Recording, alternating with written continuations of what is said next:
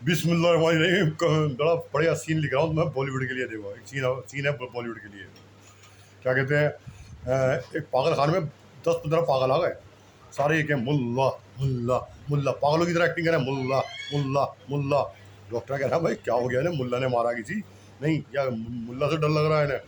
नहीं सर पता नहीं क्या हो गया ना, मुल्ला मुल्ला मुल्ला, जब से दिमाग इनका आउट हो गया सारे 10-15 कह रहा है मुल्ला मुल्ला।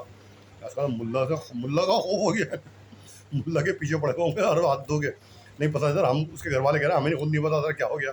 मुल्ला मुल्ला, मुल्ला से इतना डरते हैं ये? हाँ, अरे क्या हो गया? अभी एक वहाँ मुल्ला जी बैठे हुए थे। सर मैं बताऊँ ये क्या कह रहा है? कि हाँ बताओ, हम तो डॉक्टर हैं, हम तो कुछ जानते ही नहीं, तुम बताओ। सर ये कह रहा है मुल्ला से डर नहीं हुआ, जो अपने भगवान से ना डरे, अल्लाह से ना डरे, मुल्ला से क्या डरेगा? सर आप क्या बात कर रहे हो सर? मुल्ला के तो हाथ धो के पीछे पड़े रहते होंगे, फिर क्यों कह रहा है मुल्ला? सर मुल्ला नहीं कह रहा है, कह रहा है मुल्ला, मेरा मुल्ला, यानी मेरा इनका अपना माल जाता नजर आ रहा है सर। जो उन्होंने मक्कारी से कमाया, बदमाशी से कमाया, किसी की गर्दन काट के, किसी की इज्जत उठवा के, मुखबिरी करवा के, चोरी करके, बदमाशी करके, तो उन्हें अपना माल जाता नजर आ रहा है। तो कह रहा मुल्ला मुल्ला, मेरा मुल्क कहाँ है? बोला जो मैंने कमाया, मुल्क कहते हैं ना सर। हाँ, तो मुल्ला, ये मुल्ला का खौफ नहीं है इन्हें। और इन्हें मुल्ला का खौफ होता तो भगवान से डरते थे, अल्लाह से डरते, तो मुल्ला से क्यों डरेंगे सर? इन हर ये कह रहा है मुल्ला मुल्ला, मेरा इतना कमाया था, इतनी मेहनत करी थी, रात दिन बच्चों के लिए जमा करा था, वो जाता नजर आ रहा है उन्हें सर। तो ये पागल हैं, हम अपने पैसे के चक्कर में कह रहा है मुल्ला मुल्ला, ये मुल्ला नहीं कह रहा।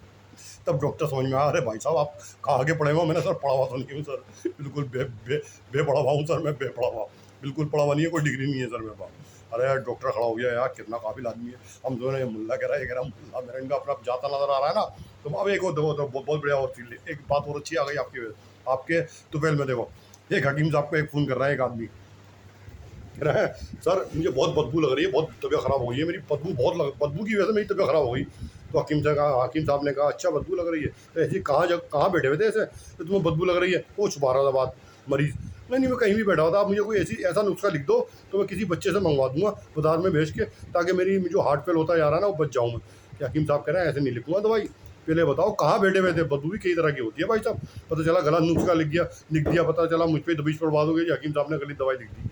कि बुखार भी कई तरह का होता है, बवासीर भी कई तरह की होती है, नज़ला भी कई तरह का होता है, कई बीमारियां, कब्ज भी कई तरह की होती है।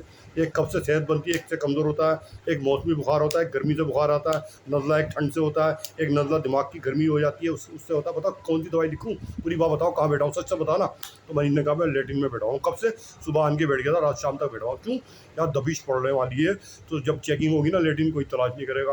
तो सब जो है ना तलाश करके कमरे देख के वापस चले जाएंगे, लेटिन कोई तलाश नहीं करेगा सर। चेकिंग लेटिन की नहीं होगी, सुबह से शाम तक यहीं बैठा हुआ तो बदबू लग रही।